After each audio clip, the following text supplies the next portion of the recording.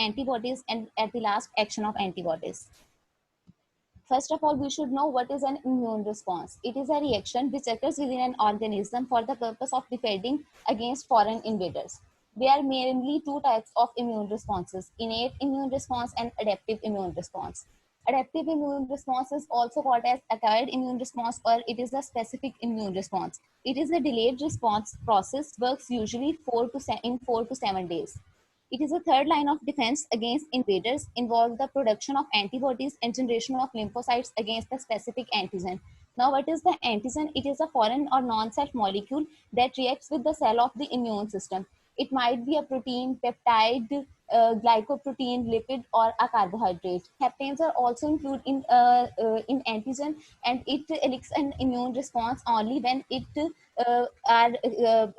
combines with the carrier protein molecule in the human body. Now let's take a brief look about the history of immunology. I selected the three major years that to explain the history. In 1700, Chinese used the term variolation. This was same as the immunization process, but they did not know completely about the immunization. They used the dead germs, or you can say the dead pathogen of infected disease, and inoculated on the person. The chances of death were 2 to 3%, but it can be this process was used process was used several times to cure many infectious diseases in the time of 1700s. Next is the 1796. Edward Jenner discovered the first cowpox vaccine, and in 1880, Louis Pasteur he discovered the rabies vaccine. And Louis Pasteur, known as the father of immunology, because he completely explained the process of immunization and the synthesis of the antibodies in response to the in response to the encounter of an antigen. Next is the types of immune responses. There are mainly two types, as I discussed earlier: innate and adaptive. Innate immune response is a by birth immune response, or you can say the non-specific immune response. A first line of defense and our second line of defense involves the innate immune responses.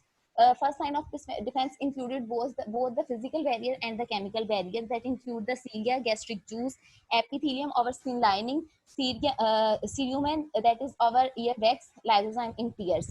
And the second line of defense, after when a pathogen crosses our first line of defense, it enters towards the second line of defense.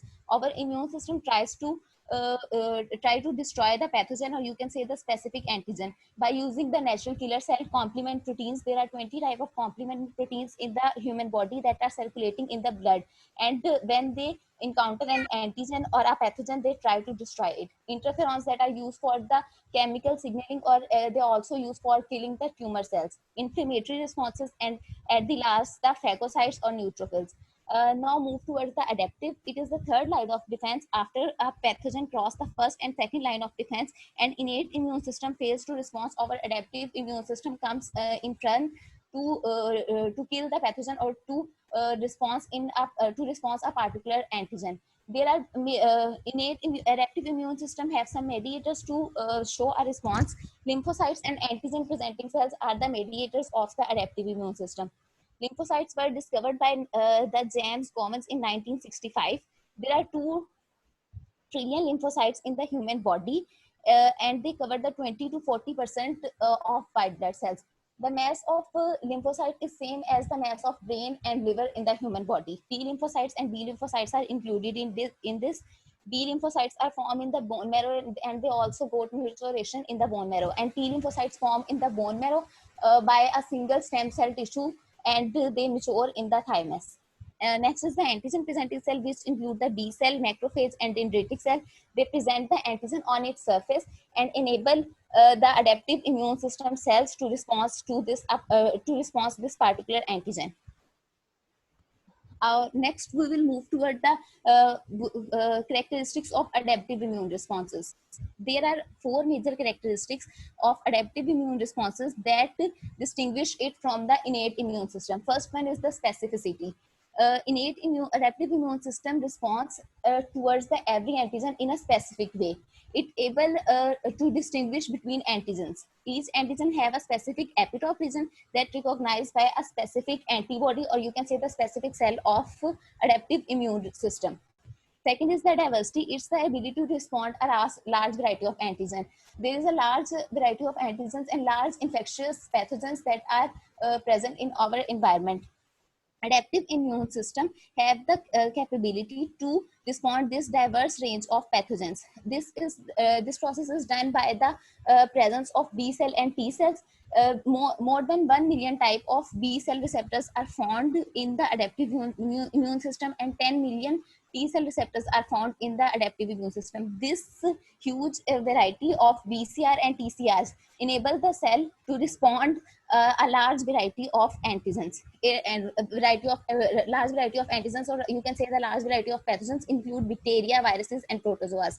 Next is the memory. It is also a major characteristic of adaptive immune responses. It capable immune system of remembering the pathogen once exposed, and this ability is done by the formation of memory cells memory B and T cells after the first exposure.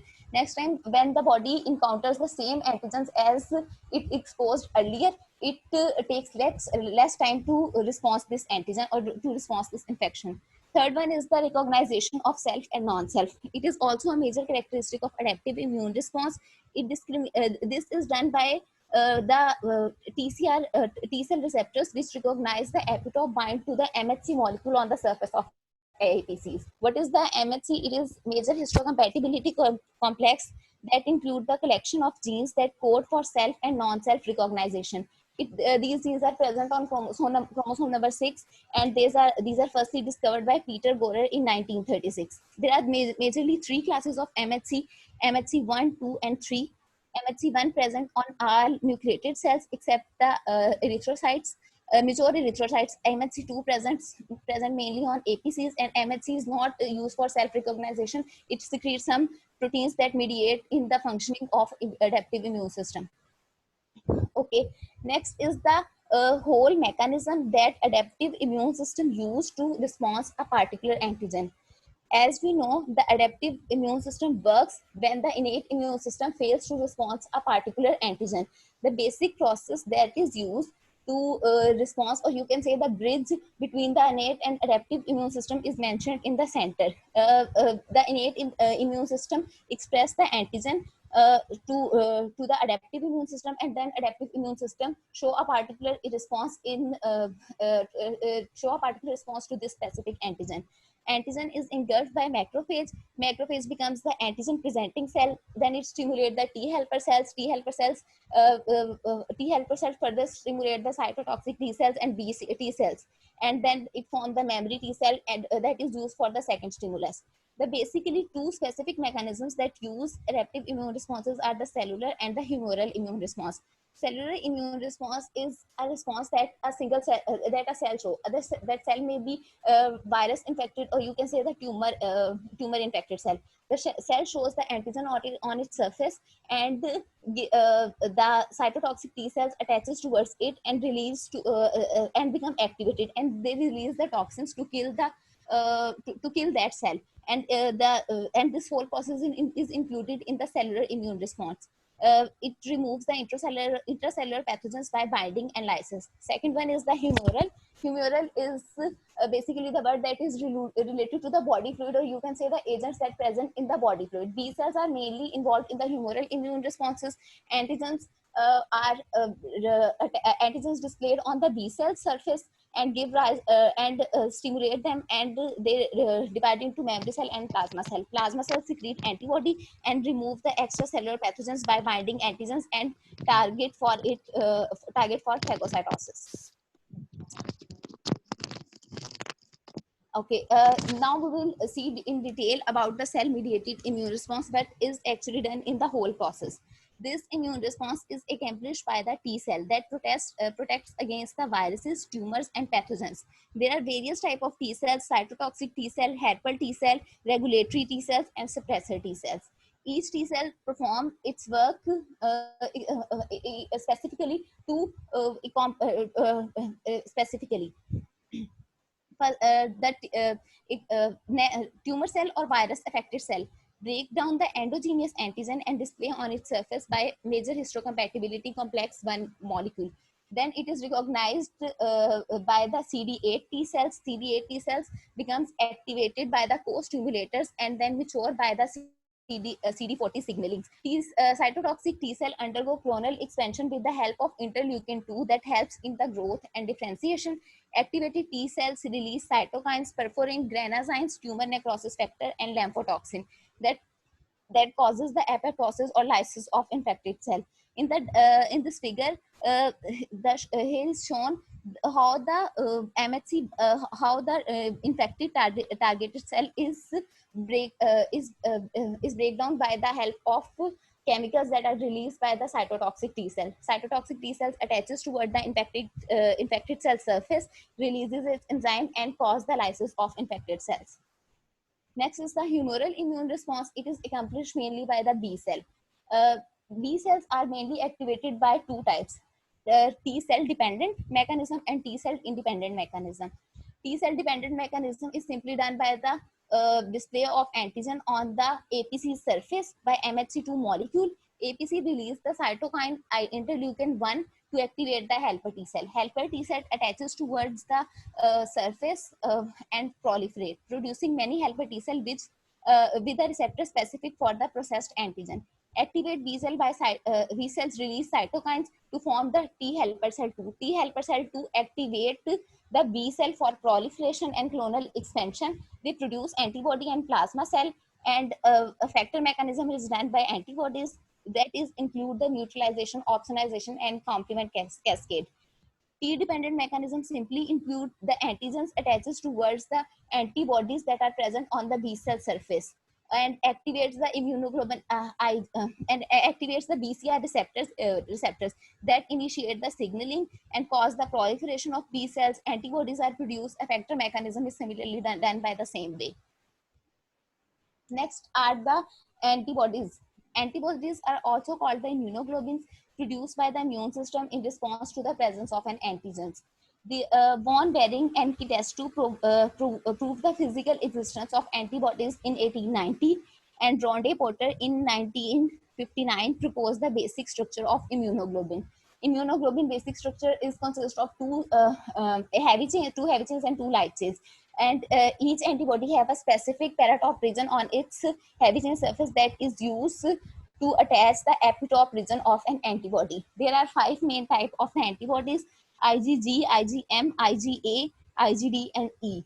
IgG is most abundant serum antibody. 80% of the it covers 80% of the serum antibody, and it is the only antigen that is able to cross the placenta into the fetus. IgM consists of 13% of the serum antibody, and it is that antigen that is that is come in process firstly when an antigen is exposed. IgA is covers the 6% of the serum antibody found mainly in body secretions such as saliva, mucus, tears, colostrum, and milk. IgD is covered the 0.2% of the serum antibody found on the surface of the B lymphocyte and helps in the proliferation of the B lymphocytes. IgE is present in very small amount in the serum 0.001% and protect against the parasite, and it involved in the allergy reactions. Next is the action of antibodies, how the antibodies destroy a particular antigen or a particular pathogen. Firstly, the antigen antibody complex is formed. It is mainly done by 3 processes: neutralization, opsonization, and the complement activation. Neutralization prevents the entry of pathogen. The antigens are bind on the surface of the antibodies are bind on the surface of pathogen by on the surface of antigen that present on a particular pathogen and eliminate it by phagocytosis. Second is the opsonization. Opsonization is simply a process by which the antibodies makes enable antigen enable invading pathogen to more susceptible to phagocytosis. Its antigens completely bind all the antigens of the invading pathogen and enable it for phagocytosis. And third one is the complement activation. After the antigen antibody complex form, it is a series of cascade is followed in which the particular 3 pathways are followed, and that leads to eliminate the a particular pathogen by a lysis or phagocytosis. Adaptive immune responses, also active or passive. Active immune responses are those in which a particular infection or a new antigen is infected a particular person, or a vaccine is added. Antibodies are produced by their own immune system in response to the antigen. Memory cells are retained, that is used for the further infection. Example of an active immunity is the vaccination from polio. Second one is the passive. In this process, the antibodies acquired from the host cell in the case of infection. As the antibodies are not formed within the body, so no memory cells are produced. Administration of a tetanus antitoxin is an example of a passive immunity. Thank you.